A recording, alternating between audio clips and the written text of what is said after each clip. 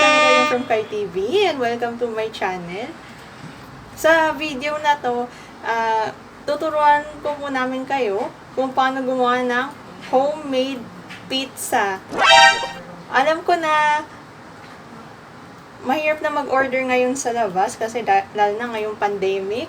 So, mabilis lang naman kung gumawa ng homemade pizza po. Pero bago po lahat niyan, don't forget to like and subscribe my channel para kapag may panibagong videos po ako pinalabas, makikita nyo po agad sa notifications nyo. And don't forget to wash your hands po kasi lalo na uso na po yung COVID. So, kailangan pagdating sa food handling procedures natin, kailangan malinis po tayo. So, let's cook na po. So, ito po yung mga ingredients ng pizza.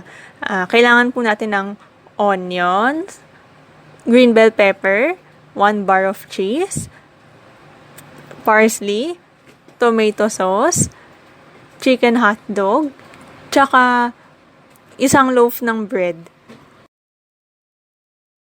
So, ito po yung mga procedures kung paano gumawa ng homemade pizza.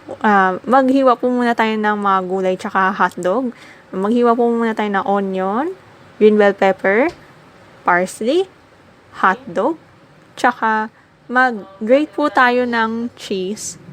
Pagkatapos po nun, mag-prito muna tayo ng hotdog kasi galing po yan sa freezer. Kailangan lutuin muna yung hotdog bago natin siyang gamitin or kainin. Pagkatapos po nun, kailangan natin ng clear space para dyan na tayo gumawa ng pizza. So, ilabas na natin yung tinapay, tsaka yung mga chopped veggies, tsaka yung luto na hotdog, tsaka yung grated cheese. Ilagay sa mesa. Tapos, paggawa po ng pizza, una, sa harap, kailangan po ng tomato sauce muna, kasi yung pinakauna. Tapos po nun, ilagay yan ng cheese, para pag ininit sa microwave, matutunaw siya. Tapos, ilagay na po ng mga toppings.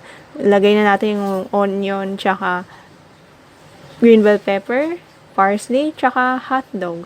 At pagkatapos po nun, iinit natin yung tinapay sa microwave for 2 minutes para po matunaw po yung cheese. At yun po, edi tapos na po. A few inches later. Okay, so eto na yung itsura ng pizza. So, minicrowave ko siya ng 2 minutes. So, ayan. Na-melt na yung cheese. Tapos, may kasama na siyang hotdog. Diyan pa yung, green bell pepper. Okay. Ngayon, kainin natin. Kasayin natin kung masarap.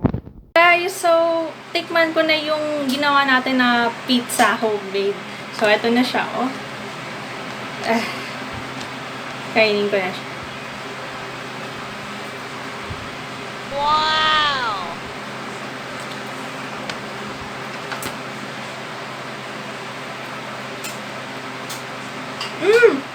Masarap po siya.